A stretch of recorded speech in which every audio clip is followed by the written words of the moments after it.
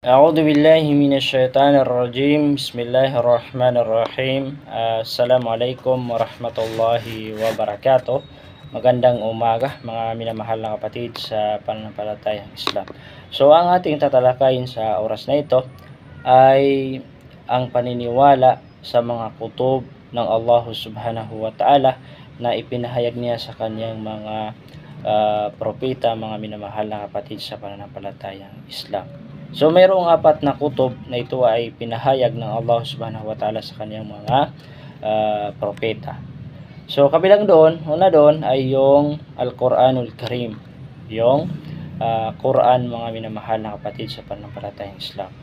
So lahat ng Muslim, lahat ng mga tao dito sa mundo ay obligado sa kanila na tayo ay maniwala na ang Quran ay ito ay kalamullah, ito ay salita ni Allah subhanahu wa ta'ala, at ipinahayag ng Allah subhanahu wa ta'ala ang Quran sa ating mahal na propeta na si Propeta Muhammad sallallahu alaihi wasallam, mga kapatid sa pananampalatayang Islam. Ang Quran na obligado sa atin na maniwala na ito ay pinahayag ng Allah subhanahu wa ta'ala sa kanyang propeta na si Propeta Muhammad sallallahu alaihi wasallam, at obligado sa atin na maniwala tayo na ang Quran ay ito ay salita ng Allah subhanahu wa ta'ala, mga minamahal na kapatid sa pananampalatayang Islam. Bilang isang Muslim, obligado sa atin na pag-aralan natin ang Quran, kung paano ito ibinaba o paano ito ipinahayag sa ating mahal na Propeta Muhammad sallallahu alaihi wasallam, dahil ang pinakamainam sa mga tao ay yaong nag-aral ng Quran. Subhanallah, mga kapatid sa pananampalatayang Islam. Sabi nga ni Propeta Muhammad sallallahu alaihi wasallam, khairukum man ta'allama al-Qur'ana wa 'allama. Pangalawang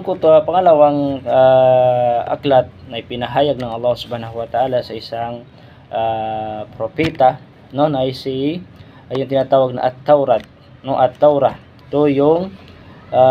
Ito naman ay ang Taurah, ito ay pinahayag ng Allah subhanahu wa ta'ala sa kaniyang propeta na si Musa alayhi salam, mga minamahal na kapatid sa pananampalatayang Islam.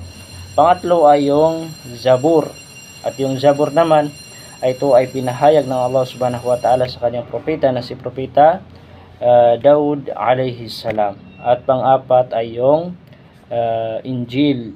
Yung Injil ay ito ay pinahayag na naman ng Allah subhanahu wa ta'ala sa kaniyang propeta, kaniyang propeta at kaniyang sugo na si Isa alayhi salam, mga minamahal na kapatid sa pananampalatayang Islam.